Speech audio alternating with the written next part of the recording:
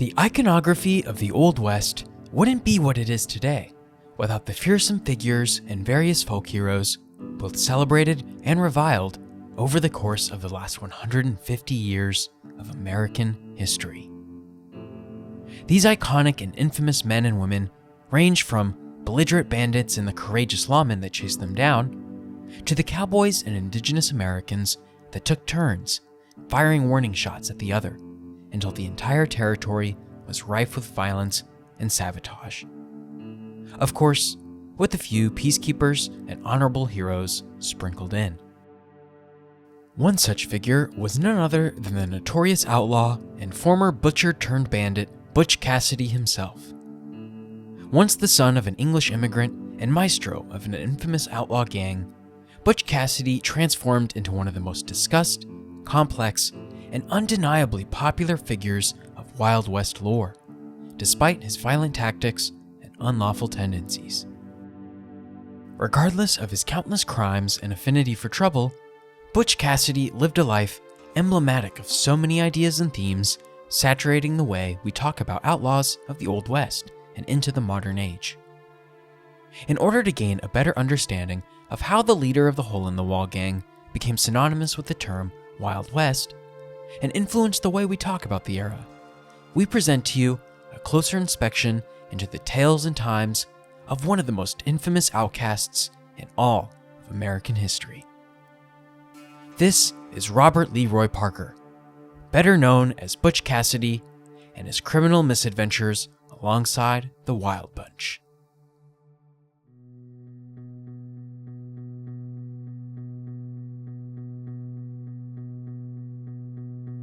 Years before he would eventually be known as his infamous Wild West nickname, Butch Cassidy was first born under the name Robert LeRoy Parker on April 13, 1866, in Beaver, Utah Territory. Beaver was a small frontier settlement of around 1,000 inhabitants at the time, and was the dream destination for Cassidy's parents, Maximilian and Ann Gillies Parker. Maximilian had arrived in Utah Territory as a youngster, just 12 years old, when the Parker clan had first stepped foot into Salt Lake City in 1856. The family converted to Mormonism while residing in the United Kingdom, but sought to practice alongside the rest of those participating in the Mormon religion movement during the first half of the 19th century. Not far behind Maximilian was his future wife, Anne Campbell Gillies. Anne had grown up in Tyneside, the United Kingdom, a small coal mining community in the northeast region of England. Much like the Parkers, the Gillies had converted to the Mormon faith and traveled across the Atlantic in the late 1850s, specifically to settle in the Utah Territory. They arrived in the United States by 1856, but didn't come out west until 1859 due to personal hardships with their first couple of migrating parties. Once both clans were settled, the rest was history. Maximilian eventually met Anne in the future Beehive State, and the couple officially married on July 12, 1865, the day after Anne's 18th birthday. Maximilian was 21. After living in Beaver for a few years, Cassidy and the rest of the Parker family eventually moved into a small log cabin on the outskirts of Circleville, Utah. Circleville was located east of the Tusher Mountains and had been abandoned after the massacre that took place at the height of Black Hawk's War. In 1873, the town saw a slow but steady revival of its populous city limits. Various settlers capitalized on the abandoned yet still standing structures around town, and when Charles Wakeman Dalton and his two wives arrived a year later in 1874, he and his family re-established Circleville on the map. Another couple of years later, and the Parkers followed, after Maximilian had purchased a plot of land in Circle Valley to homestead in 1879. He and Anne saw it as a perfect place to raise their growing family under the Mormon faith. While Cassidy, or Roy as he was nicknamed and known during his childhood, was the first of 13 siblings, he spent much of his youth as an only child. As a result, most of his days consisted of chores and aiding his parents in starting a new life on the western frontier. When he became a teenager, Cassidy shipped off from home to instead work on another homestead and various ranches across the western parts of Utah Territory. These work-seeking settlements included places such as Milford and Hay Springs. Cassidy wasn't ever really known as a passionate ranch hand. He was well-traveled, but regardless of the worksite, he wouldn't stay for long either. One reason for his nomadic tendencies might have centered on his alleged first-ever debacle with the law in the year 1880. The story goes that on one of his ranching assignments, Cassidy noticed a general store or merchant shop was closed for the day and made himself at home, without being noticed by passerby. After breaking into the shuttered shop, the future outlaw, planting his roots, took a fancy to a pair of jeans sitting on the shelf and helped himself. He couldn't leave, however, without tripping over his own guilt. Cassidy would leave a note behind before departing, alerting the anonymous store manager he would return at a later date to pay off the debt. Of course, such a debt was never paid, and the local authorities tracked down their blue jean bandit. Cassidy stood trial for the petty theft, but was actually acquitted by the jury and let go. He was only 14 years old at the time. Meanwhile, back in Circleville, life wasn't so peachy for the rest of the Parker family. Maximilian had entered a dispute with a fellow homesteader, who claimed the Parkers had acquired property rights for a parcel of land that wasn't theirs to begin with. Maximilian attempted to thwart the claim, but the fellow homesteader didn't back down and ultimately won the dispute. As a result, the Parker family lost a significant portion of their land, and Butch returned home with little work left for him to do. Instead, Butch turned again to other ranches in rural Utah for potential employment. There he found a dairy farmer, but overall shady ranch owner named Mike Cassidy, who had changed his name from John Tolliver McClammy.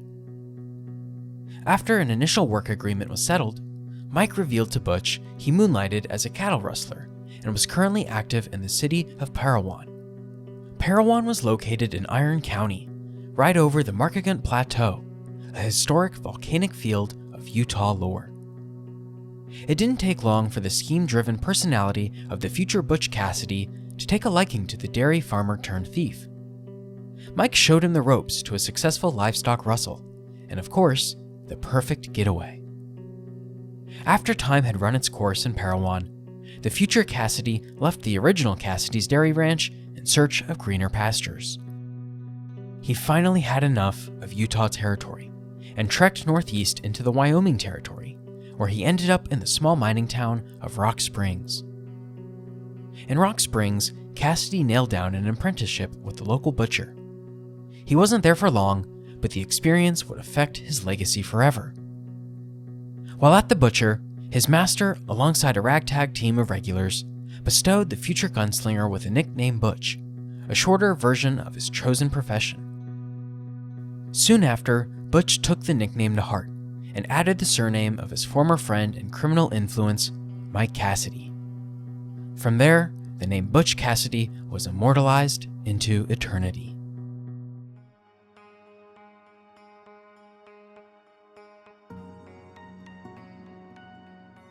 After Butch Cassidy's foray into the butcher business didn't turn out as planned, he decided to once again up and leave the territory for better opportunities to make a pretty penny and turn a profit. In 1884, Cassidy moved all the way to Telluride, Colorado, an isolated silver mining town in the San Juan Mountains.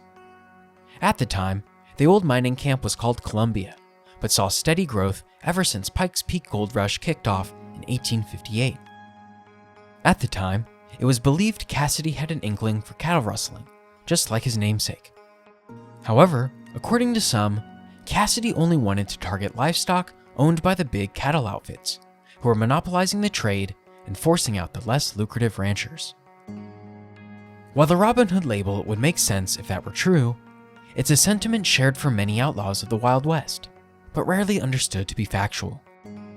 The only document that suggested this much was real came from an old mysterious manuscript that was rumored to be a written memoir by Cassidy himself. This document apparently read something along the lines of an anonymous outlaw fighting for settlers' rights as citizens of the United States of America against the old-time cattle baron. Aside from this quote, however, and unknowing what the cattle baron was, corroborated historical evidence of these beliefs remains to be seen. Rather, Cassidy's thought to have spent his first go-around in San Miguel County rustling and driving a herd of stolen horses for a list of unknown buyers in Colorado. Back home, his family believed he had moved to Telluride for the aforementioned silver mining opportunities. His time in Telluride didn't last long either, but he swore to return one day as he grew familiar with the region's terrain and residents. For the next couple of years, Cassidy spent a bulk of his time learning to be a cowboy in Wyoming Territory and Montana Territory. Here, he could learn more about wielding a gun and continue his career centered on cattle. By 1887, Cassidy had enough of the cowboy life and fulfilled his goal to return to Telluride, Colorado. Upon his second move, the burgeoning bandit met another rancher-turned-outlaw named Matt Warner, formerly known as Willard Christensen. Warner owned a champion racehorse that had been winning a series of races around the surrounding territories, and Cassidy wanted in on the prize money. He helped finance some of the horse's future races, and the pair started splitting the winnings as more and more events featured their heroic equine. When they weren't collecting blue ribbons and cash rewards, Cassidy and Warner would frequent Robber's Roost in southeastern Utah. Robber's Roost was a section of land in the foothills of the Henry Mountains. It was incredibly rough and difficult to reach by foot, let alone by wagon or mule.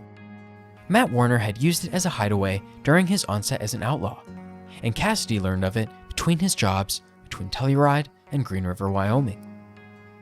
Eventually, the scheming minds of Warner and Cassidy came together to finally strike their first big hit. On June 24, 1889, the dynamic duo returned to their stomping ground of Telluride, Colorado, this time with the presence of two bandit brothers, Tom and Bill McCarty. The McCartys were also cattle rustlers by trade, and had met their criminal counterparts along the infamous Outlaw Trail. The four men's target was the San Miguel Valley Bank, recently taken over by savvy businessman L.L. Nunn. An increase in cash holdings made the financial institute a lucrative target.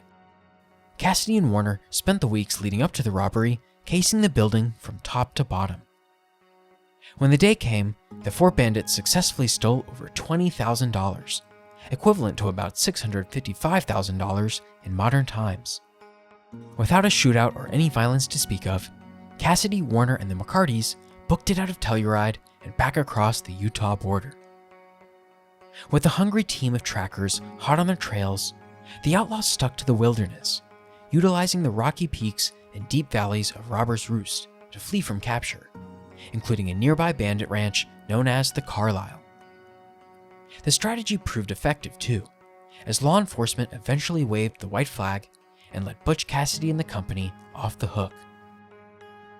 Reveling in newfound criminal glory, Butch Cassidy cooled off from big hits for the remainder of 1889 and into 1890. That year, he finally made good use of his share of the Telluride loot and bought a parcel of land in the outskirts of Dubois, Wyoming. Dubois was a former stomping ground of Cassidy's in his horse rustling days, and he knew the land well. He turned his property into a functional ranch that would later struggle to turn any profits. However, it wasn't the business in Dubois that attracted Cassidy, but rather the distance separating a special geological formation across from him, Hole in the Wall, Wyoming.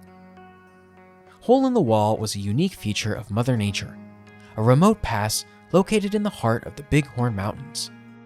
It served as an Earth-created hideout for outlaws, and at the time of Cassidy's foray into land ownership, its full potential hadn't even begun to be explored.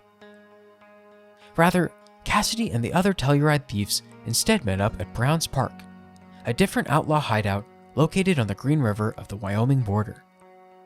Cassidy had some familiarity with the region, dating back to his cowboy tenure.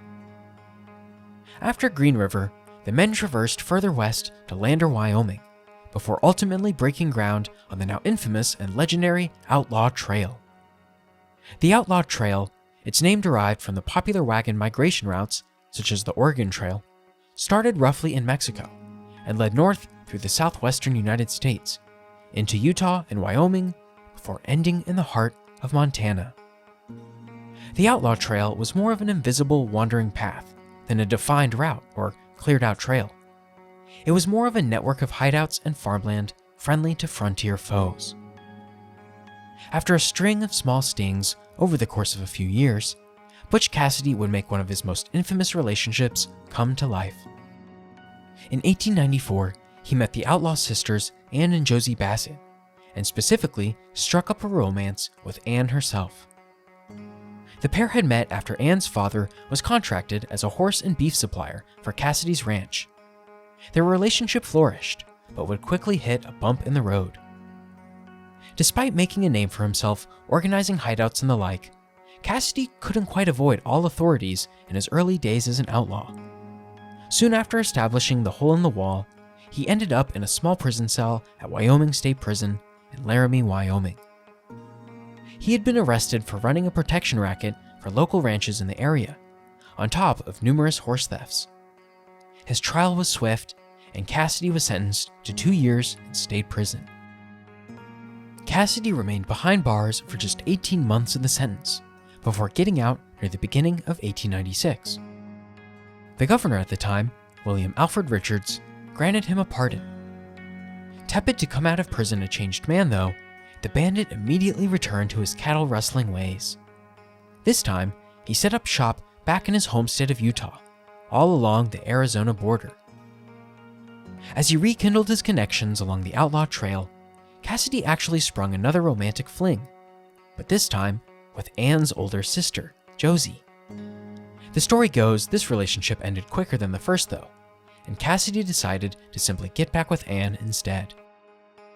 The biggest partnerships Butch Cassidy made that spring of 1896 weren't just for romance, however, as he struck up an official gang of fellow bandits that would forever be known as the Wild Bunch. The Wild Bunch was headed by Cassidy, William L.Z. Lay, Harvey Kid Curry Logan, and Ben Tall Texan Fitzpatrick. They'd later be joined by Harry Trace, Will News Carver, George Flatnose Curry, and later Cassidy's protege, Harry Alonzo Longabaugh, better known as the Sundance Kid. Prior to their official alliance, however, Cassidy would pull off yet another perfectly schemed stunt. This time, it came in the form of a bank robbery, located in the heart of Montpelier, Idaho. He was joined with Elsie, Kid Curry, and a rogue outlaw named Bob Meeks. Together, they watched the town square for weeks, learning the ins and outs of downtown Montpelier. Their timing made perfect, the Wild Bunch pulled off a successful heist, pulling in more than $7,000. Knowing they needed to cool off, each member went their separate way. Cassidy fled to Iowa before escaping further east in Michigan. Waiting for the outlaw in Michigan was a former adversary, an old deputy sheriff who wanted Cassidy for a series of crimes in western Wyoming. He claims to have barely avoided capture by the sheriff after they met in a local hotel, avoiding the lawman before he could identify him.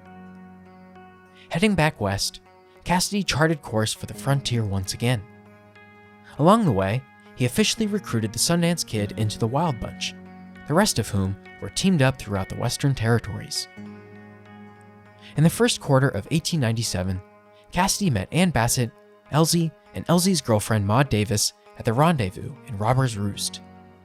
They remained there until April, when the men sent Ann and Maud away for seclusion. Their goal?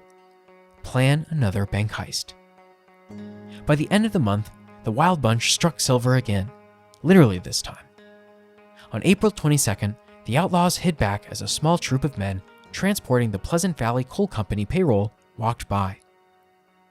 Without notice, the gang jumped out and ambushed the payroll party, right near the quaint mining town called Castle Gate, Utah. One of the guys stood up in front of the paymaster, lodging the end of his revolver into his portly stomach. The paymaster had no choice but to surrender the parcel. The gang's loot consisted of a hefty sack of silver coins, totaling to around $8,800. Collectively, it was the bunch's best score yet. With the notoriety of the crime, a swarm of lawmen could soon be abuzz. Thus, they rode back to Robber's Roost, as fast as they possibly could. Part of the plan involved bringing together their finest horses amongst all their members. A few of them had acquired cached horses with incredibly high endurance. Riding at top speeds for hours on end, these lightning-fast equines were integral to the success of the robbery. And somewhere in the madness, legend goes that most of the castle gate loot was buried somewhere around Robber's Roost area, smack in the center of the outlaw trail. To this day, however, no such treasure has been recovered. Pockets emptier than what was hoped for, Cassidy ran off to hide in northern Wyoming territory. There, he held a short stint as a ranch hand with an anonymous landowner. While the infamous gang leader laid low as a reformed cowboy, the rest of the Wild Bunch couldn't just sit around forever. A couple of months after Castle Gate, 6 of the outlaws went after a small-town bank in Belle Fourche, South Dakota. The Butch Cassidy-shaped void in the heart of the Belle Fourche robbery was felt mightily by the crew, led by Kid Curry, the Sundance Kid, and a new recruit named Tom O'Day. The poorly planned robbery hit more than a few snags, and the bunch only got away with about $97. That is, everyone except for O'Day and another lesser member of the gang, Walt Putney. O'Day tried to avoid capture by taking refuge in a saloon outhouse, but was soon found out and put in jail. Putney met a similar fate, and yet both men got off scot-free, when their charges were either dropped or the jury acquitted them for their lack of evidence. It wouldn't be until the late spring of 1899 that Butch Cassidy would come out of hiding and return to the spotlight alongside the rest of the Wild Bunch. This time, however, the spotlight overheated, and the gang's hottest pursuit was soon underway. It all started with Cassidy leading the charge on a huge robbery planned to hit the Overland Flyer passenger train car on the Union Pacific Railway in Wilcox, Wyoming. The heist was scheduled for June 2nd, and all went according to plan. The Wild Bunch entered the train wearing masks made of restaurant napkins, rumored to be stolen from the Harvey house. They held up a majority of the passengers, and after departing the train, they ran off with a 5-figure sum. Depending on who you talk to, the number ranges anywhere from $30,000 to $50,000. That's upwards of $1.8 million in modern times when adjusted for inflation, a lucrative pull rarely seen in the latter part of the Wild West era. At this point, the heat was already on for any and all who conspired with the Wild Bunch. The robbery of the Overland Flyer hurt the bank accounts of a few rich and powerful, and the notoriety of the gang skyrocketed like only money can force. A massive manhunt ensued, involving numerous notable lawmen active on the frontier.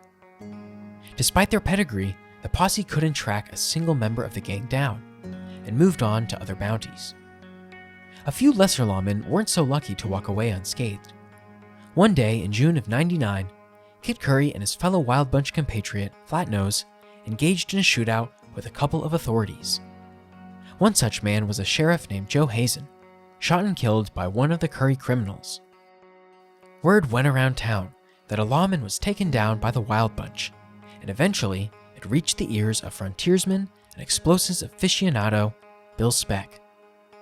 Speck passed the news on to Pinkerton National Detective Agency contract killer Tom Horn. Horn then relayed it to Pinkerton, who dispatched legendary detective and bounty hunter Charles Siringo to track them down for capture. Siringo utilized the mother of Kid Curry's nephew, Elfie Landusky, in an attempt to track down and locate Butch Cassidy and the Wild Bunch. Siringo's pursuit lasted through a 4-year period of close calls and near conclusions, but he couldn't quite shake the outlaws from slipping through his fingers at a moment's notice. Even with the additional heat applied to the gang on a nationwide scale, the Wild Bunch soon banded together again. The Sheriff Hazen murder be damned, Cassidy and company were dead set on returning to the outlaw trail once again. Their next major sting came just a month after the Overland Flyer hit, on July 11, 1899. Targeting the Colorado and Southern Railroad, Elsie and an assortment of Wild Bunch members robbed a train car near Folsom, New Mexico. Like many of their previous heists, Cassidy was the brainpower behind the operation. While he wasn't in the gang's presence during the robbery itself, he schemed the entire thing. The Wild Bunch's best, Elsie and News Carver, alongside infamous outlaw Sam Ketchum, camped in Dry Canyon of New Mexico's northeast deserts, per Cassidy's orders. When the time was right, they descended upon the Colorado and Southern rail cars and made off with yet another $50,000 in loot. Local law enforcement was at the ready and quickly formed a posse that would pursue them all the way to Cimarron, New Mexico, a rendezvous for frontier foes. Unable to shake the lawmen, the Wild Bunch came to a head and decided to fight back.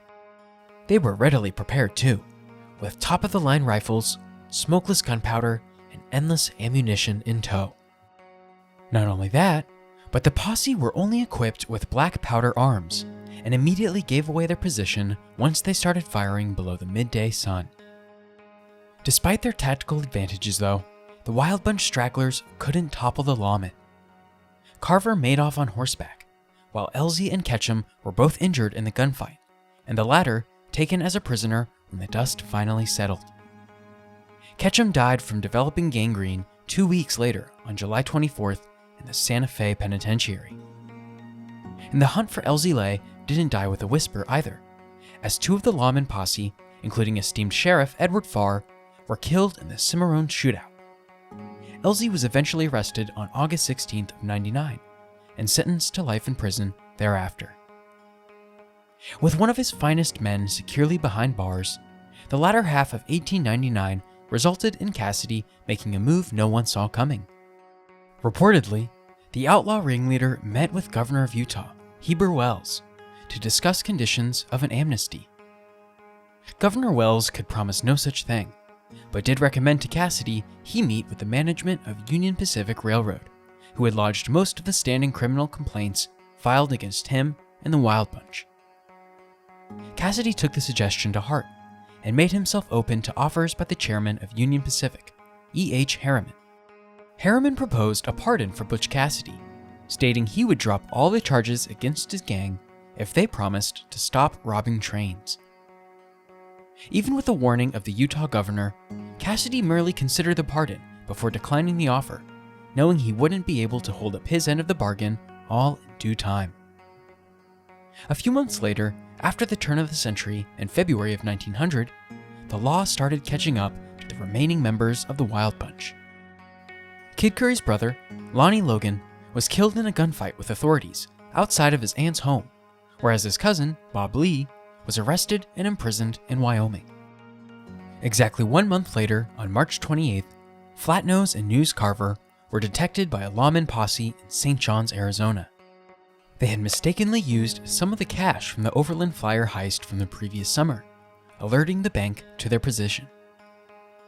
Both Flatnose and Carver were able to escape unscathed, but not before killing Sheriff Deputies Frank LeSueur and Andrew Gibbons. Both men would constantly look over their shoulders for the next 2 weeks or so, as they went their separate ways. This was custom any time a dust-up occurred and involved members of the Wild Bunch. Fanny Porter's brothel in San Antonio, Texas, was an additional hideout for the gang, in addition to Robber's Roost and Hole in the Wall. On this occasion, Flatnose broke away from Carver and headed away to Robber's Roost before trekking further into Grand County, Utah. There, he ran into a tag team of investigators and was killed by a sheriff named John Tyler, assisted by his deputy, Sam Jenkins. When Kid Curry of the Wild Bunch caught wind of his comrade's untimely demise, he made a promise to avenge Flatnose without remorse. On May 26th, he calmly entered Moab, Utah, and challenged the sheriff and his deputy to a gunfight. Both Tyler and Jenkins were dispatched by Kid Curry in the cold blood, and the outlaw returned to the Wild Bunch, informing Butch Cassidy of his crime. While there is no historical evidence to suggest this, one might wonder if the death of Flatnose and the gang's string of misfortune resulted in Cassidy's deliberate defiance of Governor Wells and the Union Pacific chairman. 3 months after the act of vengeance in Moab, Cassidy partnered with the Sundance Kid and a few other bandits to rob their third Union Pacific railcar, their criminal enterprise now hosted by Tipton, Wyoming. The heist rewarded Cassidy and company with $55 grand, their best haul to date. And legend goes that the Tipton train robbery was the fulcrum point of Butch Cassidy and the Sundance Kid's storied partnership. They had always been congenial members of the same gang, but August 1900 turned the men into iconic co-bandits of the Wild West. Rain or shine. 3 weeks after Tipton, Cassidy and the Sundance Kid struck yet another gold mine of loot when they pulled a heist in Winnemucca, Nevada. Their target, First National Bank, and their pull, over $32,000. News Carver and Kid Curry are said to have joined the bunch on the Winnemucca robbery. There is some historical debate as to who exactly took lead on the First National Bank sting, with some accounts believing it was only lesser-known members of the Wild Bunch. Even the cashier who forked over most of the money, George Nixon, changed his story on more than one occasion, never remembering if Butch Cassidy himself was present. A local newspaper would try to quell the dispute a few years later, when it published quotes directly from the Sundance Kid himself. However, why they didn't surface immediately following the heist wasn't explained, and doubters made their beliefs known. It should be noted the Winnemucca robbery of 1900 is widely and historically attributed to the Wild Bunch. A few months following the gang's hijinks in Nevada, most of the Wild Bunch had entered a quiet period, hanging around hideouts throughout the greater frontier. One such spot was found in Fort Worth, Texas, where Butch Cassidy, the Sundance Kid, News Carver, Kid Curry, and Ben Kilpatrick posed for a portrait in December of 1900. The now legendary print, dubbed the Fort Worth Five, is the most iconic photograph taken of the Wild Bunch, and one of the most notable images of the Wild West era at large. When the calendar flipped to 1901, so did the overall luck of Cassidy and his fellow gang members. On April Fool's Day of that year, both News Carver and Kilpatrick were taken by surprise by the sheriff's office in Sonora, Texas. Led by Sheriff Elijah Bryant and his ragtag team of deputies, Carver and Kilpatrick were ambushed without a good means of escape. Carver was killed from a gunshot wound, and Kilpatrick was able to sneak away, albeit only temporarily. Before he could be captured for good, however, Kid Curry and company, including a few low-ranking members of the Wild Bunch, took on one last heist near Wagner, Montana. The crew robbed over $60,000 in cash from a Great Northern train car on July 3rd and made off into the sunset for one final time. A few months later, on November 5th, Kilpatrick and his outlaw girlfriend, Laura Bouillon, checked into the Locklead Hotel in the heart of St. Louis, Missouri. Kilpatrick took the room key and made his way over to Josie Blakely's resort across town. At Blakey's, a posse of lawmen apprehended the big shot bandit, finding the Locklead room key in his overcoat pocket. The following day, Bouillon was attempting to check out from her stay before the same posse pinned her down and arrested her too. Inside of her luggage was over $8,000 of the unsigned banknotes lifted from the Great Northern train robbery. Both of the outlaw lovers were imprisoned for various federal charges, with Kilpatrick forced into a 15-year sentence. Meanwhile, the last remaining Wild Bunch bandit involved with the Great Northern train heist was Kid Curry. Curry evaded the law for the remainder of his life, taking part in a series of unrelated robberies and killing more than one officer of the law while he was at it. He died by a self-inflicted gunshot wound in June of 1904. As the Wild Bunch fell by the wayside, many wondered where its leader and his disciple had gone. Cassidy and the Sundance Kid weren't accounted for, either at the Great Northern train robbery in Wagner or anywhere else on the frontier, in the months before or after. Little did they know, the dynamic duo had fled the Western territories entirely, and were hatching a new plan away from the United States and into an uncharted future.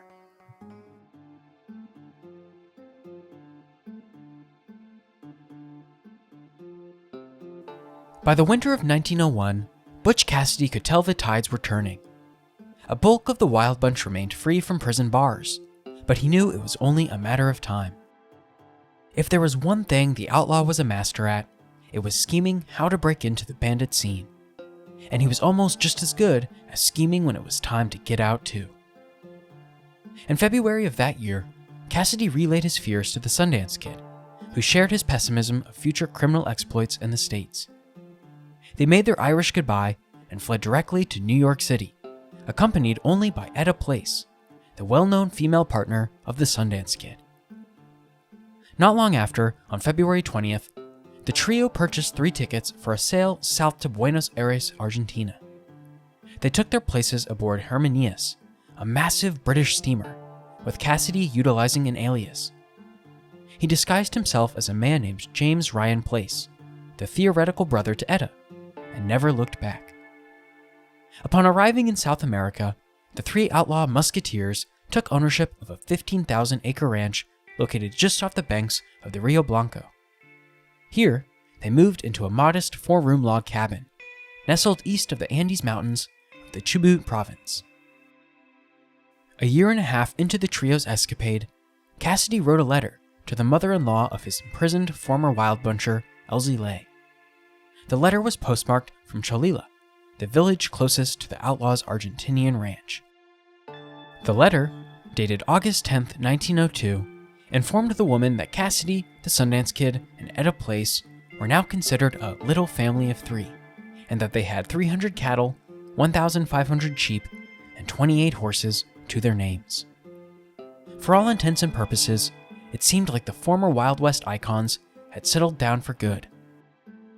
That is, until they didn't.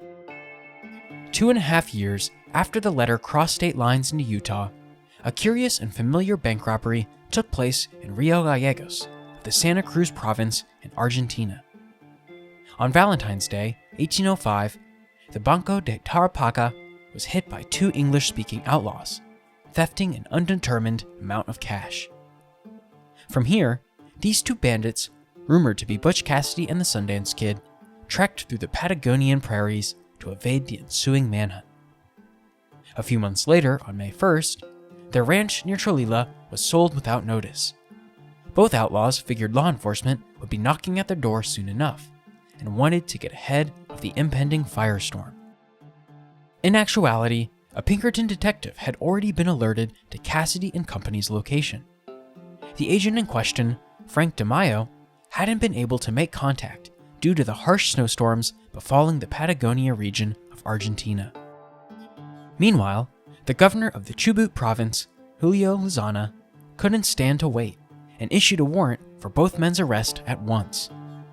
Of course, Cassidy wasn't without his contacts in South America either. A Welsh-Argentine sheriff named Edward Humphreys caught wind of the warrant and tipped off the transplanted outlaws, explaining their springtime relocation. From Cholila, the runaway trio uprooted their lives and replanted in Chile, after shipping across the Noel Huapi on a steamer called Condor. However, it was only a temporary move to flee from the heat of law enforcement's encroachment, and returned to Argentina before the end of 1905. Soon after, Cassidy and the Sundance Kid would make their final major bank heist, this time at the Banco de la Nación Argentina and Via Mercedes. This time, the duo was joined by Place and an anonymous henchman, and the team altogether stole around 12,000 pesos before returning to Chile for another cooldown. In June of 1906, Etta Place had determined she was no longer fit for the life of a runaway outlaw. She pleaded her case to the Sundance Kid, who eventually promised to accompany her back to San Francisco, California. On the 30th of that month, they started their final journey back to the States. Back in South America, Cassidy continued to lay low, finding employment with the Concordia tin mine. He changed his name for the umpteenth time, now going by James Santiago Maxwell. The tin mine was found in the Santa Vera Cruz mountain range, right in the heart of the Bolivian Andes. After his trek to North America and back, the Sundance Kid teamed up with Cassidy at Concordia. As newfound tin miners, the men were tasked with guarding the tin mining company's payroll, an ironic position considering their thieving history. A year or so into their operation, however, neither Cassidy nor the Sundance Kid had much passion left for the tin mines, and decided to up and leave. In late 1907, the pair set up shop in Santa Cruz, Bolivia, a small frontier town not unlike those found in the Old West back home. Here on the country's expansive savannas, the outlaws figured it was time to settle down for good, hoping to make their next mark as prominent ranchers. Of course, these same men had said the same exact thing time after time, and never fulfilled their own promises. Butch Cassidy and the Sundance Kid were criminals at heart. They were born with fate proving only one option: become an outlaw or die trying. As many times as they claimed to be homesteading and retiring to the ranch, everyone around them knew it wouldn't be so forever. The day would come and they'd attempt their one final robbery. That day in question was November 3rd, 1908. Cassidy and the Sundance Kid were hovering around San Vicente, the quaint little mining town of southern Bolivia. They knew of a payroll scheduled to roll through town that day, and hung back in the shadows, their iconic masks draped across their profiles. As the courier transporting the Aramayo Frank and Sia Silver mine payroll approached San Vicente, Cassidy and his longtime partner ambushed him. Afterwards, they ran back into town and took cover in a boarding house, sponsored by an old miner named Bonifacio Casasola. Casasola quickly grew suspicious of the two men, though, as the mule they brought with them featured a brand that matched the Aramayo Mining Company who had just fallen victim to a highway robbery. Sure that his tenants were responsible, Casasola discreetly alerted the San Vicente Telegraph Office, who passed the word on to an Abaroa cavalry regiment. 3 of these cavalrymen, led by Captain Justo Concha, rode into town and teamed up with the local law enforcement to bring in Cassidy and the Sundance Kid. 3 days later, in the late afternoon hours of November 6th, 1908, the posse of soldiers, sheriffs, and policemen surrounded the Casasola boarding house, demanding its 2 tenants turn themselves in for an arrest. Butch Cassidy and the Sundance Kid would have none of it, and only had one choice: fight to the bitter end. They watched the lawman posse walk up to the boarding house, and they started opening fire as a result. Within the first 10 minutes or so, one of the cavalrymen was shot and killed, while another policeman was greatly wounded. The rest of the posse wouldn't go down without emptying their chambers and then some, the shootout turning into a bloody gunfight that lasted for hours. Well after the sun went down, at around 2 a.m. on November 7th, the shooting temporarily stopped, with a couple of screams emanating from within the boarding house. The mayor of San Vicente claimed he heard 3 male adult screams, followed by 2 quick shots, followed by silence. Once the rooster crowed and the sun rose again, the posse entered the house with guns drawn. In one of the rooms was an outlaw, supposedly the Sundance Kid, bleeding from a gunshot wound to the forehead, with another outlaw by his side, supposedly Butch Cassidy, bleeding from his temple. Both had various bullet holes draped down their arms and legs as well. The leading officer would later state it appeared the Sundance Kid had been shot by Cassidy due to his injuries, followed by Cassidy turning the gun on himself. State police soon arrived on the crime scene and identified both bandits as the men who robbed the payroll courier on November 3rd. Unfortunately, though, that was as far as the identification process went. No one of the Bolivian law enforcement could actually provide names for either outlaw, and their true identities went undisclosed. A couple of days later, the bodies of each man were buried in a cemetery in San Vicente. Efforts over the years have been made to dig up said bodies and test their DNA. However, none of the remains unearthed by researchers have positively matched to descendants of Butch Cassidy or Harry Longabaugh. Because the fates of the 2 iconic figures of U.S. history were lost in the shuffle, rumors have swirled for decades regarding the actual outcome of Cassidy and the Sundance Kid's time spent in South America. Depending on who you talk to, the 2 brilliant bandits weren't actually killed in Bolivia. Rather, Cassidy up and left the country before running off to Europe, where he had facial reconstruction surgery to hide his identity. This theory originated in the 1930s, when renowned Dr. Francis Smith tipped off a geologist named David Lowe that he had actually met Cassidy after his surgery in Paris, France, and that the man proved he was actually Butch Cassidy when he revealed the bullet wound only Smith could remember fixing up. Another claim of Butch Cassidy's survival was started by none other than his former fling, Josie Bassett herself. Bassett said Cassidy visited her in the 1920s and lived in the United States all the way until 1945, when he died in Johnny, Nevada. Similar claims were made by fellow residents of Cassidy's hometown in Circleville, Utah. The residents there believed Cassidy lived and worked on ranches in Nevada, stopping by Circleville from time to time to pay a visit to his old man. The theory that Butch Cassidy was alive and well throughout the 1920s has persisted even into the modern age. Residents of Baggs, Wyoming, a locale near the Wild Bunch's stomping ground, believe they saw Cassidy visit in 1924, driving his very own Ford Model T. Cassidy's own birth sister, Mrs. Lulu Parker Bettinson, was certain her brother had paid her and their family a similar visit in 1925.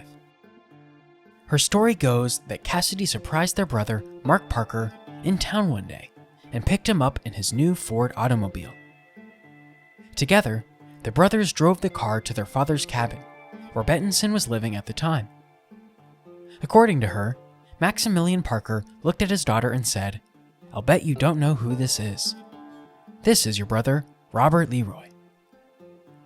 The Parkers then sat at their dining room table to share a freshly made blueberry pie.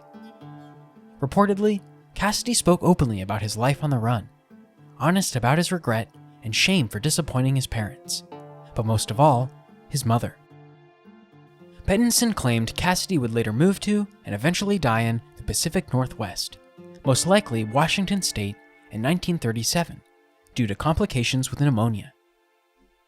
She never informed anyone of his exact resting place, however, believing he had spent his entire life running from the law and deserved to finally rest in peace. The most recent bit of sleuthing on the case caught fire in the late 2010s.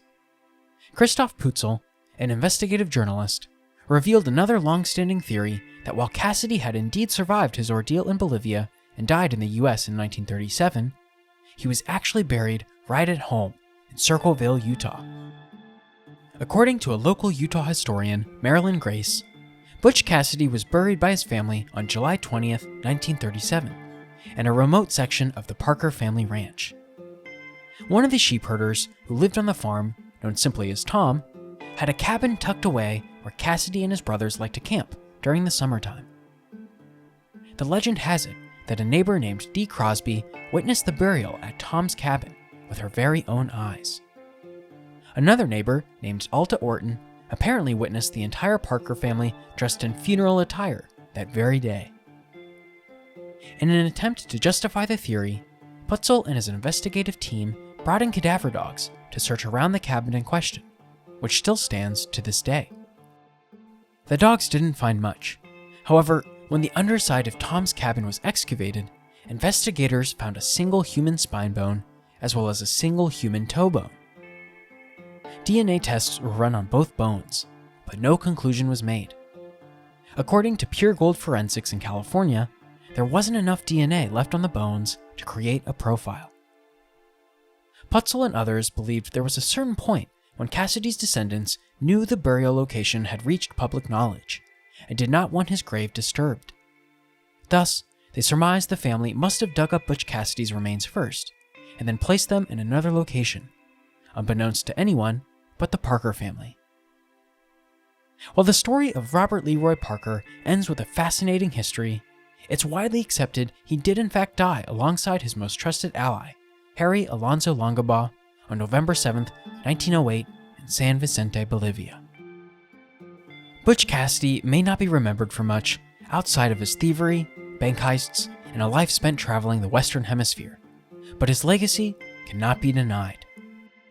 He also may not be as innocent as he and others made him out to be, but it's impossible to ignore his abilities to scheme, steal, and slip away in the nick of time.